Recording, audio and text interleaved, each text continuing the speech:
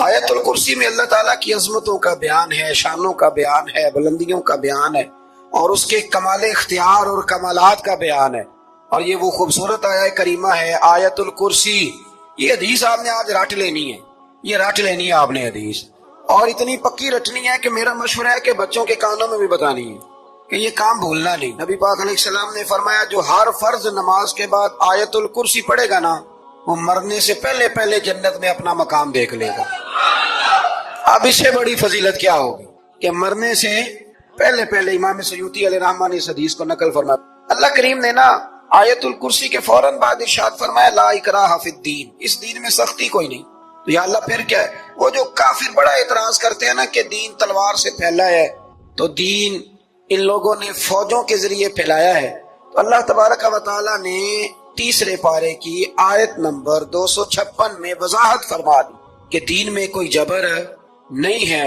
ہاں ہم نے صورتحال واضح کر دی ہے، حق بیان کر دیا ہے۔ اب جو بندہ انکار کرے گا اس حق کا وہ شیطان کے ساتھ ہے، اور جو ایمان لے آئے گا تو پھر اس نے ایک مضبوط چیز کو پکڑ لیا ہے، اور اس مضبوط چیز کو پکڑا ہے جس نے کبھی کھلنا نہیں ہے۔ فرمایا دین میں کوئی جبر نہیں، سختی نہیں، لیکن ہاں دل اللہ کے کنٹرول میں ہے نا سارے، تو اللہ اگر چاہے تو سارے کافروں سے کلمہ پڑھوا دے، لیکن رب فرماتا ہے میں تمہیں حق بتاؤں گا، مان لو گے تو جنت ہے، نہ مانو گے تو جہنم ہے۔ اس لیے جبر والی بات کوئی نہیں۔ آگے اللہ تعالیٰ نے نا اسی پارے میں ارشاد فرمایا کہ اے محبوب علم تری الی الذی حاج ابراہیم فی ربہ، یہ بھی ایک انوکھی فطرت ہے انسان کی جس کو اللہ تعالیٰ نے اس پارے میں بیان فرمایا۔ محبوب آپ نے اس شخص کی طرف نہیں دیکھا جو حضرت ابراہیم سے جھگڑا کر رہا تھا ان کے رب کے بارے میں؟ جھگڑا کیوں کر رہا تھا؟ ان آتاہ اللہ الملک، کیونکہ اللہ نے اسے ملک عطا فرمایا، اللہ نے بادشاہی دیا، تو وہ اللہ کے معاملے میں جھگڑے کرنے لگ گیا۔ وہ کہتے ہیں میں ہی رب ہوں۔ تو حضرت ابراہیم علیہ السلام نے فرمایا میرا رب تو وہ ہے جو زندہ کرتا اور مارتا ہے۔ تو بیوقوف نے دلیل کیا دی؟ نمرود کہنے لگا میں رب ہوں، تو فرمایا میرا رب وہ ہے جو زندہ کرتا اور مارتا ہے، تو کہتا میں بھی زندہ کرتا ہوں مارتا ہوں۔ دلیل کیا ہے؟ ایک سزائے موت کا قیدی منگایا، اور حضرت ابراہیم علیہ السلام کے سامنے کہنے لگا بھی تمہاری سزا کیا تھی؟ وہ کہنے لگا کل پرسوں پھانسی ہونے والی تھی۔ کہنے لگا جاؤ تم آزاد ہو۔ کہنے لگا دیکھ لو میں نے زندگی دے دی نا، حالانکہ یہ پرسوں مر جاتا۔ اور ایک بے گناہ کو پکڑا، تلوار ماری اور قتل کر دیا۔ کہنے لگا دیکھو میں بھی تو زندگی اور موت دیتا ہوں۔ اب حضرت ابراہیم اس کی اس دلیل پر اعتراض کر سکتے تھے، آپ نے خاص غور کرنا ہے بات پہ، اعتراض کر سکتے کہ تو پاگل ہے، زندگی تو یہ ہے نا کہ جس کو تلوار سے مارا اسے اٹھا کے دکھا، یہ اعتراض ہو سکتا تھا۔ لیکن جب کوئی بیوقوف جیسی دلیل دے نا، تو علم مناظرہ کا اصول یہ ہے کہ پھر اسے اس کی زبان میں جواب دیا جاتا ہے، پھر اسے یعنی پھر اس کو یہ نہیں آپ کہیں گے کہ یہ تو نے کیا کیا۔ اب جس طرح کا منہ ہوگا تھپڑ بھی، یہ بزرگوں کی مثالیں ہیں نا، تو اس نے کہا جی دیکھو میں نے بھی بندہ ایک زندہ کر دیا، ایک مار دیا ہے۔ اب یہ اس کی بیوقوفوں جیسی دلیل تھی، لیکن چونکہ بندہ ہی بیوقوف تھا تو اس کی اس کو سمجھ نہیں آنی تھی، تو حضرت ابراہیم نے دلیل بدل لی، اور آپ فرمانے لگے چلو پھر اگر یہی بات ہے تو میرا رب وہ ہے جو سورج کو مشرق سے نکالتا ہے اور مغرب میں غروب کرتا ہے۔ تو اگر رب ہے نا تو اس طرح کر فاتی بہا من المغرب، تو اسے مغرب سے نکال۔ چل یہ تو نے زندہ مردہ کر کے دکھا دیا نا، تو مغرب سے نکال۔ فبہت الذی کفر، تو کافر پریشان ہو گیا، اس لیے کہ وہاں سے نکال سکتا نہیں تھا۔ تو جب آپ کسی سے گفتگو کرتے ہیں نا تو الجھے نہیں، بات ایسی کریں جس کا کوئی جواب موجود نہ ہو۔ یہاں مفسرین نے ایک بڑی شاندار بات لکھی ہے۔ مفسرین کہتے ہیں کہ اگر وہ یہ کہہ دیتا نا یہاں پہ، کیونکہ بیوقوف تھا نا، کہہ نہیں سکا، اگر کہہ دیتا نا کہ مشرق سے تو میں نکالتا ہوں، تو آپ اپنے رب سے کہیں وہ مغرب سے نکالے۔ تو مفسرین کہتے ہیں اگر حضرت ابراہیم فرما دیتے نا تو رب کریم نے سورج مغرب سے بھی نکال دینا تھا، لیکن فبہت الذی کفر، وہ یہیں پہ نہ رہ گیا۔ اللہ کے بندے ہیں نا، امام اعظم ابو حنیفہ رحمت اللہ علیہ کے سامنے ایک دہری آ گیا، وہ کہتا تھا کہ ساری مخلوق خود بخود بنی ہے۔ تو امام صاحب نے بھی علم مناظرہ کے ساتھ اس کے ساتھ گفتگو کی، وہ کہنے لگا جی خود بن گیا سارا کچھ۔ تو امام صاحب کہنے لگے چل چھوڑ، کل بات کریں گے تیرے ساتھ۔ وہ کل دوبارہ آیا تو امام اعظم دریا کے کنارے کھڑے تھے، کہنے لگا امام صاحب بڑے پریشان کھڑے ہو؟ تو آپ فرمانے لگے پریشان اس لیے ہوں کہ میں نے عجیب ہی نظارہ دیکھا ہے، ابھی ایک درخت خود بخود کٹا ہے اور خود بخود اس کے تختے بن گئے، خود بخود رندہ چلا ہے، خود بخود کشتی بن گئی ہے، خود بخود دریا میں اتری ہے، اور خود بخود کچھ بندوں کو ادھر لے کے آنے لگ گئی ہے، کچھ کو یہاں سے ادھر لے کے جانے لگ گئی ہے، سارا کچھ خود۔ وہ کہنے لگا حضور سیانے بیانے بندے ہیں، کبھی کشتی بھی خود بخود بنی ہے، کبھی بندے خود بخود ادھر سے ادھر بھی گئے ہیں۔ آپ فرمانے لگے کشتی خود بخود نہیں بن سکتی تو اتنی بڑی کائنات خود بخود کیسے بن گئی؟ اور اگر بندے ادھر سے ادھر خود بخود نہیں آ سکتے تو تو بتا یہ سورج اور چاند خود بخود ادھر سے ادھر کیسے روز چلے جاتے ہیں؟ تھوڑی دیر چپ رہا، پھر آ کے امام اعظم کے ہاتھ چومے اور کہنے لگا آپ نے تو کمال کر دیا، میرا ذہن صاف ہو گیا، مجھے کلمہ پڑھائے، میں بھی مدینے والے محبوب کا غلام بن جاتا۔ تو پکی دلیلوں کے ساتھ گفتگو کرتے ہیں قرآن پاک، پکی دلیلیں۔ یہ آیت سبق یہ دیتی ہے کہ آپ کسی سے بات کریں تو اب چونکہ سپارہ لمبا ہے بات رہ نہ جائے، پر یہ مضمون اتنا شاندار ہے کہ میرا یہاں رکنے کو دل کرتا ہے۔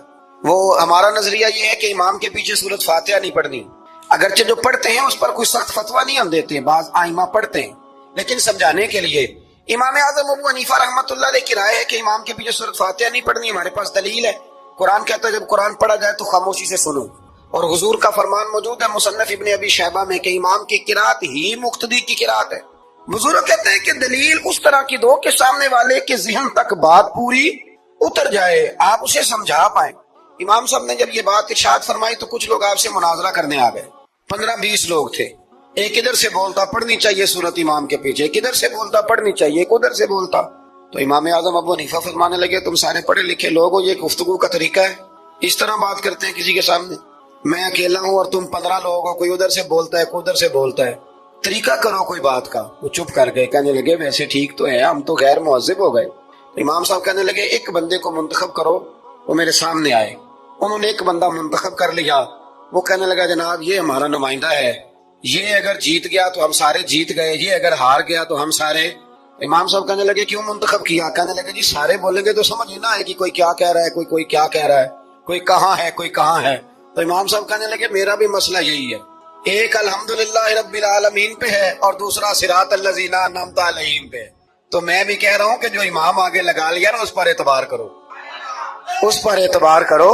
تو دلیل وہ دیں کہ جو دلیل سامنے والے کے ذہن میں اتر جائے۔ چلیں جی تھوڑا آگے چلتے ہیں۔ اللہ کریم نے نا آگے ایک اور مثال بیان کی، یہ جو بہت سارے لوگوں کے دلوں میں خیال آتا ہے نا قبروں میں جائیں گے ہڈیاں گل جائیں گی سڑ جائیں گی تو کیسے اٹھیں گی، تو اسی پارے کی آیت نمبر 259 میں اللہ تعالیٰ نے ہمارا وہ مسئلہ بھی حل کیا اور 2 واقعات تفصیل کے ساتھ تیسرے پارے میں بیان فرمائے۔ اللہ کریم فرماتے ہیں کہ کیا آپ نے اس شخص کو نہیں دیکھا کہ جو ایک ایسی بستی پر سے گزرا وَهِيَ خَاوِيَةٌ عَلَىٰ عُرُوشِهَا، جو اپنی چھتوں کے بل گری پڑی تھی، یعنی بستی تباہ ہو گئی تھی۔ وہ آدمی وہاں سے گزرا، وہ حضرت عزیر علیہ السلام تھے۔ بہت سارے مفسرین کے نزدیک بعد نے یہ لکھا ہے کہ چونکہ یہاں اللہ نے کسی کا ذکر نہیں کیا تو ہم بھی کسی کو مخصوص نہیں کرتے، لیکن کثیر کی تعداد یہ ہے کہ حضرت عزیر تھے، آپ گزرے ایک بستی میں تو آپ نے دیکھا کہ وہ بستی تباہ حال ہو گئی ہے اور زمین پلٹ دی گئی ہے، چھتوں کے اوپر لوگ مرے ہوئے پڑے ہیں۔ تو آپ کے دل میں خیال آیا کہ یا اللہ تو انہیں کیسے زندہ کرے گا بعد موتہا، مرنے کے بعد؟ خیال آیا، اللہ کریم نے نا انہی پہ موت طاری کر دی، حضرت عزیر علیہ السلام۔ ان کے پاس تھوڑا سا کھانا تھا، ایک گدھا تھا، درخت کے نیچے لیٹ گئے گدھے کو باندھ کے، اللہ تعالیٰ نے ان پر نیند طاری کی اور وہ 100 سال تک سوتے ہی رہے۔ وہ بے آباد بستی آباد ہو گئی، وہاں شہر آباد ہو گیا، دنیا آباد ہو گئی، زمانہ آباد ہو گیا۔ آپ جب سوئے تو آپ کی عمر مبارک 40 سال تھی، 100 سال کے بعد اٹھے، ثم بعثا، جب اٹھے قال کم لبثتا، اللہ نے فرمایا کتنی دیر سوئے؟ قال لبثت یوما او بعد یوم، کہنے لگے یا ایک دن سویا ہوں یا دن کا تھوڑا سا حصہ۔ تو رب کریم نے فرمایا نہیں، آپ تو 100 سال تک سوئے رہے۔ فرمایا وہ دیکھو ذرا گدھے کی طرف، وہ گدھا جو تھا نا ان کا وہ گل سڑ گیا، ہڈیاں بکھر گئیں، اور وہ جو کھانا تھا نا پھل تھے، شربت تھا، سالن تھا، اس کا حال یہ ہے کہ لم یتسنہ، وہ باسی بھی نہیں ہوا۔ یہ ہے میرے رب کی قدرت، جس نے پہلے گل سڑ جانا تھا وہ باسی بھی نہیں ہوا، اور وہ گدھا اس کی ہڈیاں بھی بکھر گئیں۔ تو رب کریم نے فرمایا سمجھ آئی ہے میں مردے کیسے زندہ کروں گا؟ عرض کی یا اللہ ایسی سمجھ آئی ہے کہ کبھی بھولے گی بھی نہیں، 100 سال تک سوئے رہے۔ یہ بڑا لطیف واقعہ ہے۔ حضرت عزیر علیہ السلام اٹھ کے نا تو اپنے گھر گئے تو کوئی پہچانتا ہی نہیں تھا۔ ایک بوڑھی اماں جس کی عمر بہت زیادہ ہو گئی تھی اس کو جا کے سلام لی تو آپ فرمانے لگے اس اماں سے یہ عزیر کا گھر ہے؟ تو اماں فرمانے لگی ہاں ہے تو عزیر کا، لیکن وہ تو 100 سال پہلے غائب ہوئے، دوبارہ ہے ہی نہیں۔ آپ فرمانے لگے اماں میں ہوں عزیر۔ اماں کہنے لگی کہ عزیر کی تو ہر دعا قبول ہوتی تھی، اگر آپ عزیر ہیں نا تو دعا کریں، میری ٹانگیں جواب دے گئی ہیں، آنکھوں سے نظر نہیں آتا، آپ دعا کریں اگر آپ واقعی عزیر ہیں تو اللہ مجھے شفا دے دے گا. تو حضرت عزیر نے دعا کی تو رب نے انہیں شفا دے دی. حضرت عزیر کی عمر اس وقت بھی 40 سال تھی. حضرت عزیر کی عمر جب گئے تب بھی واپس آئے تو، اور حضرت عزیر کا بیٹا ان سے ملا تو اس کی عمر 118 سال تھی. پوتے بھی بوڑھے تھے.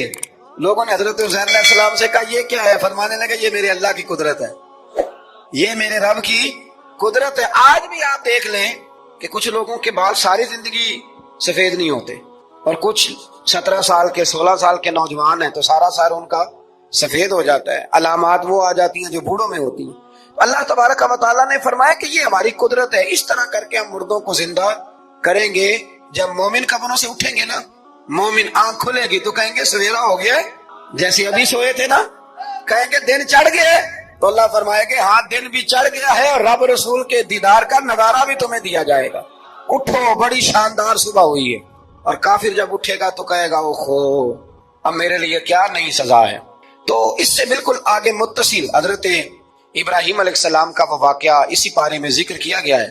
جب حضرت ابراہیم علیہ السلام نے کہا تھا کہ اے اللہ مجھے دکھا تو مردے کیسے زندہ کرے گا، تو رب کریم نے فرمایا یقین نہیں. عرض کیا اللہ اطمینان قلبی کے لیے.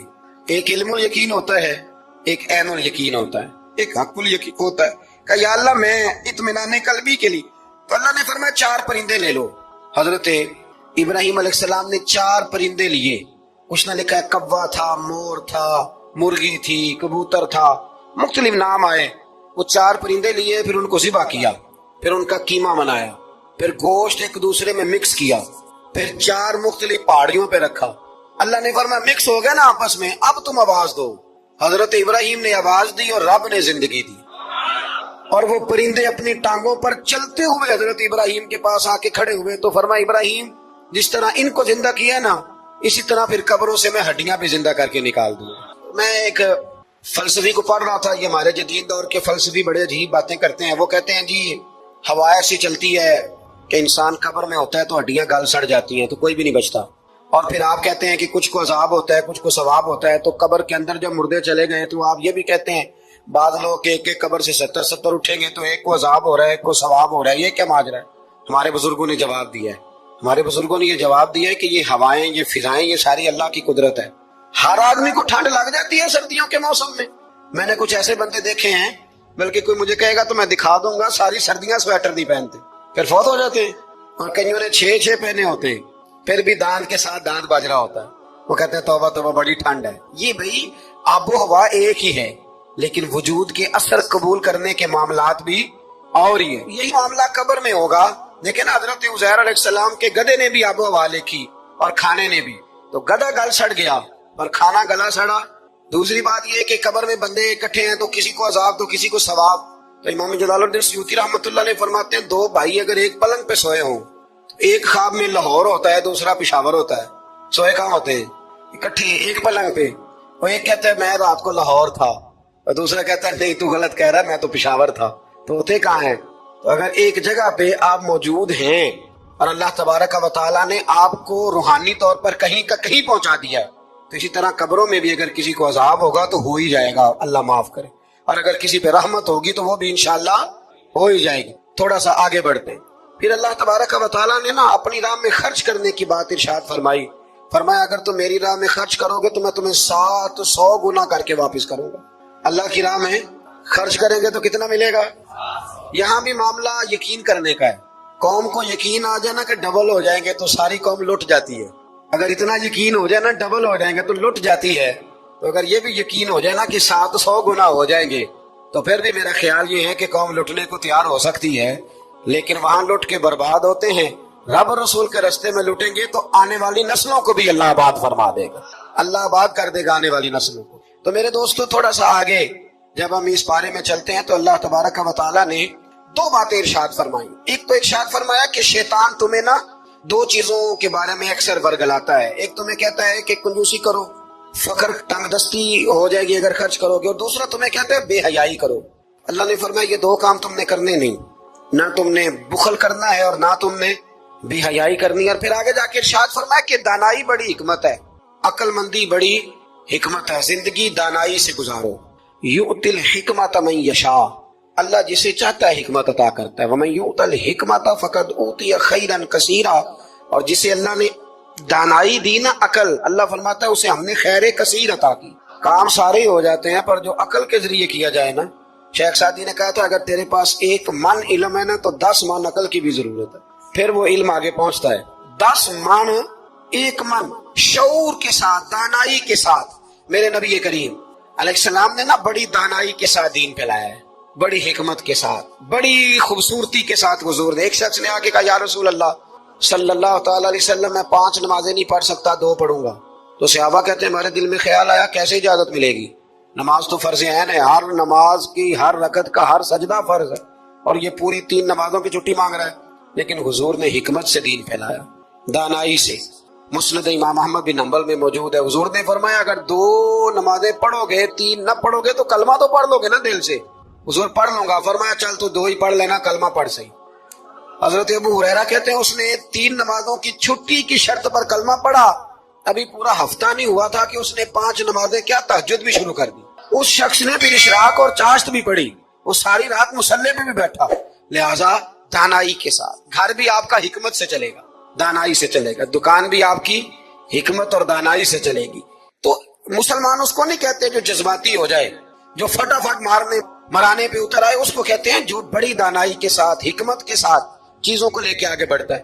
پھر اللہ تبارک و تعالیٰ نے نا 5ویں سے 6 رکوع میں سود کی حرمت بیان کی، اور اللہ کریم نے فرمایا کہ یہ جو لوگ کہتے ہیں نا کہ سود بھی تجارت کی طرح ہی ہے، یہ بھی تو کاروبار ہی ہے، فرمایا قیامت کے دن یہ اس طرح کھڑے کیے جائیں گے جس طرح کسی کو شیطان چھو لینا، شیطان چھوتا ہے تو وہ آدمی یوں ہو جاتا ہے جیسے پاگل ہو گیا ہے. تو ان لوگوں کو جو سود اور کاروبار کو ایک کہتے ہیں، انہیں بھی قیامت میں پاگلوں کی طرح کھڑا کیا جائے. اور پھر اللہ تعالیٰ نے حکم دیا، فرمایا سود چھوڑ دو جو باقی رہ گیا ہے، اس سے جان چھڑا لو، اور اگر تم نے ایسا نہ کیا فَإِن لَمْ تَفْعَلُوا، اگر تم نے ایسا نہ کیا فَأَذَنُوا بِحَرْبٍ مِّنَ اللَّهِ وَرَسُولِهِ، پھر اللہ اور اس کے رسول سے جنگ کرنے کے لیے تیار ہو. طویل ترین آیت قرآن مجید کی، آیت نمبر 282. اس میں اللہ تعالیٰ نے فرمایا جب بھی تم نے لین دین کرنا ہے اسے لکھنا ہے. ایک لفظ سے نا مجھے تو کئی دفعہ چڑی ہو جاتی ہے، وہ لفظ ہے کہ مجھے اعتبار ہے. میں کہتا ہوں کہ وہ والدین بڑے ظالم ہیں جو کہتے ہیں مجھے جوان بچی کی کیلی کالج جاتی ہے تو مجھے اعتبار ہے. جوان بچے کو 10-20 ہزار روپیہ جیب میں ڈال کے گلی میں بھیج دیتے ہیں اور کہتے ہیں مجھے اعتبار ہے. اسی طرح وہ لوگ بھی بڑے ظلم کرتے جو اپنے بھائی کے ساتھ لین دین کرتے ہیں، تحریر نہیں کرتے اور کہتے ہیں مجھے اعتبار ہے. اللہ کو بھی تو اعتبار ہے نا اپنے بندوں پہ. تو رب فرماتے ہیں میرے بندو جب لین دین کرو تو اسے لکھ لو، یہ قرآن کا حکم ہے، یہ میرے رسول کی سنت ہے، یہ میرے نبی کا طریقہ ہے. جب بھی لین دین کریں اسے تحریر کریں، اسے طے کریں، اچھے طریقے سے نوٹ کریں، تاکہ وہ کسی جگہ پہ جا کے بھی کوئی معاملہ بھی کمزوری کا باعث نہ بنے. تو اس آیہ کریمہ میں اللہ کریم نے یہ بھی ارشاد فرمایا کہ للہ ما فی السماوات و ما فی الارض. آگے جا کے فرمایا کہ زمین آسمان میں جو کچھ بھی ہے ان سب کا مالک اللہ ہے. ہمیں اللہ نے جو کچھ دیا نا وہ استعمال کرنے کے لیے دیا ہے. اگر ہم مالک ہوتے تو قیامت میں حساب نہ دیتے. مالکوں نے کبھی حساب نہیں دیا، حساب تو منشی دیتے ہیں. اللہ نے ہمیں استعمال کرنے کے لیے چیزیں دی ہیں، اس لیے اللہ فرماتا ہے ثم لتسألن یومئذ عن النعیم، قیامت میں نا میں تم سے ایک ایک نعمت کے بارے میں سوال کروں گا. تو یہ ساری امانتیں ہیں اللہ کی، جتنا کچھ ہمارے پاس ہے، وہ کوئی بھی صلاحیت ہو، کوئی بھی قوت ہو، تو اس کو صحیح استعمال کریں امانت کو. پھر میرے عزیز اللہ تبارک و تعالیٰ نے نا اس سورہ مبارکہ کے آخر میں ہمیں ایک دعا سکھائی ہے. وہ بڑی شاندار دعا ہے، ہر چیز طلب کرتی ہے کہ اس کو پڑھا جائے، دیکھا جائے، پر اس دعا کے آخری لفظ یہ ہے واعف عنا، اللہ ہم سے درگزر فرما، اور آخری لفظ یہ ہے کہ واغفر لنا، اللہ ہمیں بخش دے، وارحمنا، اور اللہ ہم پہ رحم فرما، اس لیے کہ انت مولانا، تو ہی ہمارا مددگار ہے، فانصرنا علی القوم الکافرین، اللہ کافروں کے مقابلے ہمیں ہماری مدد فرما. تو پھر آگے سورہ آل عمران شروع ہوتی ہے. سورہ آل عمران کے بالکل ابتدا میں اللہ کریم نے فرمایا کہ قرآن پاک میں 2 قسم کی آیات ہیں. کچھ آیات بالکل واضح ہیں اور کچھ آیات ایسی ہیں کہ جو متشابہ ہیں، جن کو سمجھنے کی ضرورت ہے. تو فرمایا جن کے دلوں میں کجی ہے نا، کھوٹ ہے، وہ متشابہ آیات کے پیچھے جاتے. کچھ آیات بالکل واضح ہیں، کچھ کو سمجھنے کی ضرورت. تو 2 لوگ قرآن پڑھ کے فساد برپا کرتے ہیں، یہ وہ لوگ ہیں جو متشابہات کے پیچھے لگتے ہیں، واضح آیات کی طرف نہیں جاتے. ہمارے زمانے میں بھی ہم دیکھتے ہیں کہ قوم یہ جو واضح آیات ہیں ان پر عمل نہیں کرتی، بلکہ کچھ ایسی آیات، کچھ ایسی باتیں جن کو بڑی گہرائی اور گہرائی سے سمجھنے کی ضرورت ہے وہ لے کے آ جاتی ہیں، کہتے ہیں یہ فلسفہ بیان کریں. تو میں کہا کرتا ہوں جو سیدھی چیزیں ہیں پہلے ان پہ عمل کر لو نا. نمازیں 5 فرض ہیں، وہ پہلے پڑھو نا. ماں باپ کی خدمت فرض ہے، وہ کرو. حق سچ بولو، حلال روزی کھاؤ، جو ہے وہ دیانتداری کا مظاہرہ کرو. تو یہ کام کرو نا، پھر آگے فلسفے میں بھی چلے جائیں گے، پھر منطق کی باتیں بھی چھیڑ لیں گے. تو جو واضح واضح چیزیں ان پر تو عمل کر لیں. وہ باریکیوں میں جانا، پہیلیاں جو ہے وہ بجھانا اور بڑی بڑی عجیب باتیں کرنا، ان سے نکلیں. اللہ تبارک و تعالی ہمیں سمجھنے کی توفیق عطا کرے. پھر اس سے آگے جا کے نا اللہ تبارک و تعالی نے اسی آیہ کریمہ کے اندر حضرت مریم کا ذکر فرمایا ہے. جناب مریم سلام اللہ علیہا اللہ تبارک و تعالی کی وہ پاک باز بندی ہے جن کی ماں نے منت مانگی تھی کہ اللہ اگر تو مجھے بچہ دے گا نا تو میں وہ تیرے راستے میں دے دوں گی. یہ حضرت عمران علیہ السلام کی صاحبزادیاں جناب مریم اللہ کی ولیہ ہیں. عورت نبی ہو سکتی، یہ کیا ہیں؟ اللہ کی ولیہ. تو حضرت مریم جب وہ بچہ پیدا ہوا ان کی ماں نے منت مانگی تھی. یہ قرآن مجید ہے، یہ 3 پارہ ہے اور اس کی جو آیات ہیں وہ ہے آیت نمبر 34-35. اس سے آگے جب آپ چلیں گے تو یہ سارا مضمون سورہ آل عمران میں آپ کو ملے گا. تو جب آپ کی ولادت ہوئی تو بیٹی پیدا ہو گئی. تو اب حضرت جناب مریم سلام اللہ علیہا کی جو والدہ تھی نا وہ ان کو لے گئی جناب زکریا علیہ السلام کے پاس. وہ ان کے خالو تھے. کہا میں نے منت مانگی تھی کہ میں بچہ ہوگا تو مسجد کے لیے وقف کروں گی، تو اللہ نے بچی دی ہے. تو حضرت زکریا نے جناب مریم کے لیے اوپر چھت پہ ایک محراب بنا دیا. وہ محراب کے اندر رہتی تھی، وہاں عبادت کرتی. حضرت زکریا آپ کے خالو بھی تھے، اللہ کے پیغمبر بھی تھے. وہ وہاں بیٹھا کرتے تھے اور ان کی پرورش کرتے، کھانے پینے کا خیال کرتے. بڑی خاص بات ہے، عقیدے کی بات ہے. جب سے پہلا سپارہ ہم نے شروع کیا نا تو تھوڑی سی دیر کے بعد وہ عقیدہ آ جاتا ہے جس عقیدے پہ اللہ تعالیٰ نے مجھے اور آپ کو قائم رکھا ہوا ہے. ذرا دیکھیں یہاں بھی بات کھول کے کیسے بازیں آتی ہے. حضرت جناب مریم جب جوان ہو گئی تو حضرت زکریا ایک دن اندر داخل ہوئے تو دیکھا کہ وہاں بے موسم پھل پڑے ہوئے، موسم بھی نہیں ہے اور وہ پھل موجود ہیں. تو اللہ کے نبی نے اللہ کی ولیہ سے پوچھا کہ یہ کہاں سے آئے؟ انا لکی ھذا، پوچھنے لگے حضرت زکریا یہ کہاں سے آئے؟ قالت ہوا من عند اللہ. تو حضرت مریم کہنے لگے یہ میرے اللہ کی طرف سے آئے ہیں، یہ مجھے اللہ نے دیے ہیں. اور ان اللہ یرزق من یشاء بغیر حساب، اور جب رب کسی کو رزق دیتا ہے تو پھر بغیر حساب و کتاب ہی عطا فرماتا ہے. تو حضرت زکریا کے پاس اولاد کوئی نہیں تھی، بوڑھے ہو گئے تھے. جب دیکھا نا کہ اللہ کی ولیہ کو اللہ نے بے موسم پھل دے دیے تو خیال آیا کہ میں بھی بوڑھا ہوں، میری بیوی بھی بوڑھی ہے، تو اگر رب اپنی ولیہ کو بے موسم پھل دے سکتا ہے اور دیتا ہے اپنے کرم سے تو اپنے نبی کو بھی تو بغیر موسم کی اولاد دے ہی سکتا ہے نا. اب موسم تو گزر گیا، بڑھاپا آ گیا، لیکن وہاں کھڑے ہو کے حضرت زکریا نے دعا مانگی، رب نے قبول فرمائی اور حضرت یحییٰ علیہ السلام حضرت زکریا کو عطا فرمائے. تو اگر ولیہ کی محراب کے پاس کھڑے ہو کے اللہ کے نبی دعا مانگے تو رب قبول فرماتا ہے. تو ہم داتا علی اجمیری کے مزار پہ جا کے دعا مانگے تو، ہم غوث اعظم جیلانی کے مزار پہ جا کے دعا مانگے تو. امام شافعی فرماتے ہیں جب بھی کوئی مشکل پیش آتی ہے میں امام اعظم کے مزار پہ جاتا ہوں اور قریبی مسجد میں 2 نفل پڑھ کے ان کے مزار پہ دعا مانگتا ہوں، اللہ میری ہر مشکل کو آسان فرما دیتا ہے. تو بھئی یہ تو قرآن مجید کی آیات ہے نا، ان کو تو کھول کے دیکھو نا. کوئی اور معنی اس آیت کا، کوئی اور تفسیر، کوئی اور مفہوم. حضرت زکریا اس کے علاوہ بھی تو دعا مانگ سکتے تھے نا، لیکن انہوں نے جناب مریم کے پاس بغیر موسم کے پھل دیکھے تو دعا مانگی، بغیر موسم کے پھل دیکھے. اور یہ بھی اللہ کا فضل ہے کہ ولیہ کے پاس دیکھے تو ولیوں والا مسئلہ حل ہو گیا. اگر وہ نبی ہوتی تو لوگوں نے فٹافٹ کہہ دینا یہ تو نبیوں کی بات ہے.